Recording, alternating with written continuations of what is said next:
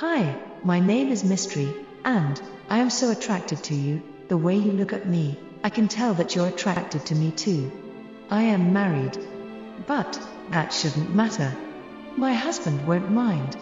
He is such a kind, sweet, and understanding husband, who understands my weaknesses, so much so that he is willing to relax the standards of marriage to me, so I may love whoever and however many men or women I want. He is perfectly fine with it.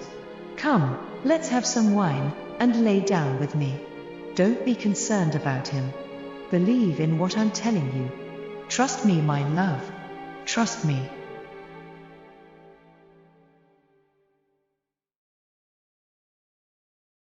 The phrase, Mystery Babylon the Great, appears in the biblical book of Revelation, where it is used to describe a symbolic entity that is associated with evil and corruption.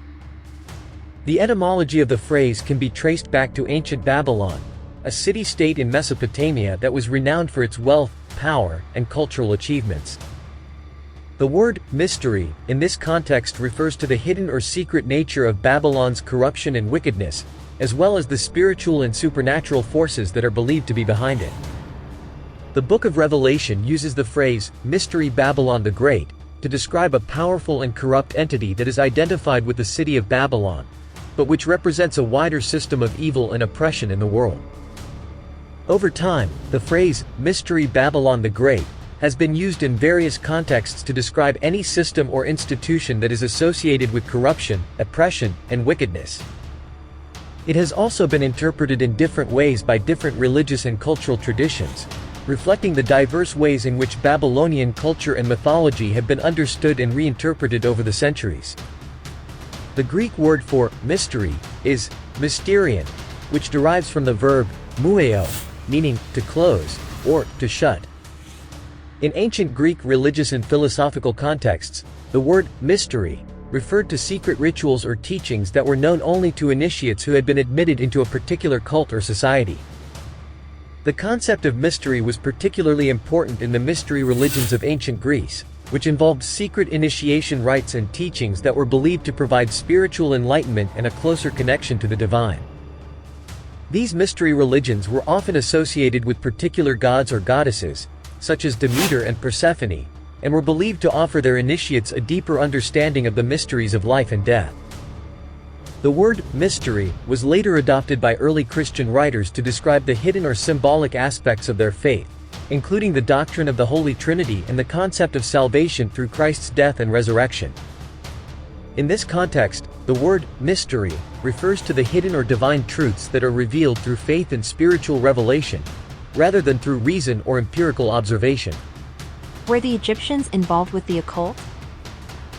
Yes, the ancient Egyptians were involved with the occult in various ways. The term occult refers to knowledge that is hidden or secret, and in ancient Egypt, there were many religious and spiritual practices that were not widely known or understood by the general population. Here are a few examples of the occult practices in ancient Egypt. Magic. The ancient Egyptians believed in the power of magic, and magic spells and charms were a common part of their religious practices. There were professional magicians and priests who specialized in creating and performing these spells, which were believed to have the power to protect against evil spirits, heal the sick, and even control the forces of nature. Divination, or the practice of foretelling the future or gaining insight into the unknown, was also a common practice in ancient Egypt. Various methods were used, including dream interpretation, astrology, and the use of oracles. There were secret societies in ancient Egypt that were dedicated to the study and practice of esoteric knowledge.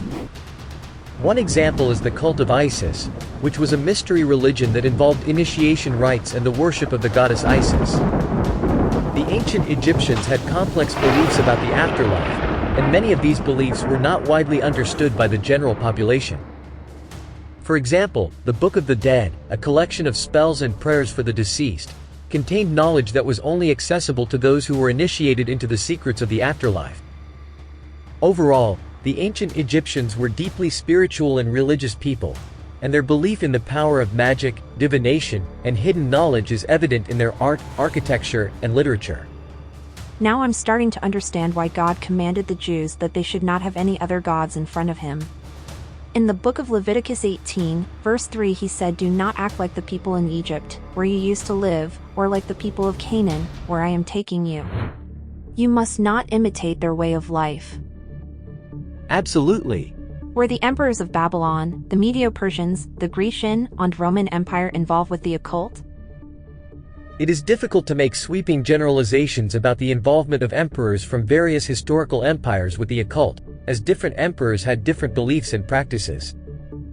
However, there are some examples of emperors who were known to be interested in or involved with the occult. In the Babylonian Empire, the ruler Nebuchadnezzar is said to have consulted with astrologers and magicians.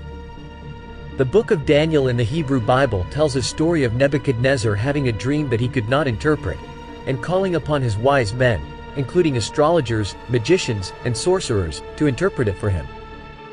In the Medo-Persian Empire, the ruler Darius the Mede is said to have signed a decree forbidding anyone from making petitions to any god or man except the king for a period of 30 days, under penalty of being thrown into a den of lions. This decree is portrayed in the biblical story of Daniel in the lion's den.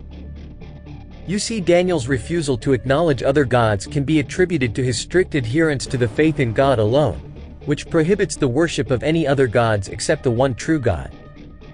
The first of the 10 Commandments in the Hebrew Bible explicitly states, "You shall have no other gods before me."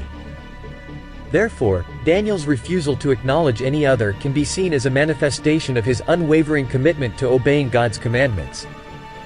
In the Greek Empire, there were several philosophers and thinkers who were interested in the occult. For example, Pythagoras, the famous mathematician and philosopher, was known to have studied and practiced divination and mysticism. The philosopher Empedocles was also interested in magic and claimed to have the power to control the elements. In the Roman Empire, there were also emperors who were interested in the occult. For example, the Emperor Nero was known to have consulted with astrologers and to have been interested in magic. The philosopher and statesman Seneca was also interested in the occult, and wrote about the power of dreams and prophetic visions. Overall, it is clear that some emperors from these historical empires were interested in or involved with the occult, but the degree of involvement varied widely depending on the individual. That's very interesting, Donald, interesting indeed. Do you believe that there is any correlation between the ancient practices of the occult and what we observe today? How did we get the names associated with the days of the week and the names associated with the months? Give me the origin of Monday and its worship. Sure. Monday is the day of the week that falls between Sunday and Tuesday. It is named after the moon, which has been worshipped as a deity in many cultures throughout history. The worship of the moon dates back to ancient times, and it was believed to have the power to affect tides, crops, and human behavior. In many ancient cultures, the moon was worshipped as a goddess, such as in ancient Greek mythology, where the goddess Selene was associated with the moon. In ancient Rome, the moon was associated with the goddess Luna, who was often depicted driving a chariot across the sky. The worship of the moon was also important in ancient Chinese, Indian, and Egyptian cultures, among others. The concept of Monday as a day of the week can be traced back to the ancient Babylonians, who named the day after their moon god, Sin. The Babylonians believed that the movements of the moon had an influence on human behavior and destiny, and they developed a system of astrology based on the moon's phases and positions in the sky. The worship of the moon as a deity gradually declined with the rise of monotheistic religions such as Christianity and Islam, which emphasized the worship of a single god. However, the association between the moon and Monday continued in many cultures, and the day has retained its name and significance as the second day of the week. Well, Donald, my mind is taking me to what God told the Jews in Exodus 23, verse 13. Pay attention to all that I have said to you, and make no mention of the names of other gods, nor let it be heard on your lips. It seems that our forefathers forsook the teachings that God gave the Jews, and held on to these ancient ideologies that is rooted in paganism. Sadly, Jane, that is exactly what happened. The masses of people, nearly 2.3 billion Christians today, has been taught by our forefathers something egregiously false because they began to develop aught with the Jews. Then they sought to develop a new form of Christianity that really isn't new at all. It's the old-time religion of the occult, that people have been deceived to embrace as truth. So in Revelation 17, verse 5, it is said, "And on her forehead was written a name of mystery, Babylon the Great, mother of prostitutes and of earth's abominations." Is it talking about the spirit of Babylon? Its religious, political, and social order? I would adventure to say that it is. I'd like to develop this a little further, and continue with the history of the rest of the week, along with the names of the months, and see how they correlate with the ancient religious practices of Babylon. We'll compare what God said in the law and the prophets in contradistinction of what is taught today. We will continue this in part 2. Sounds great.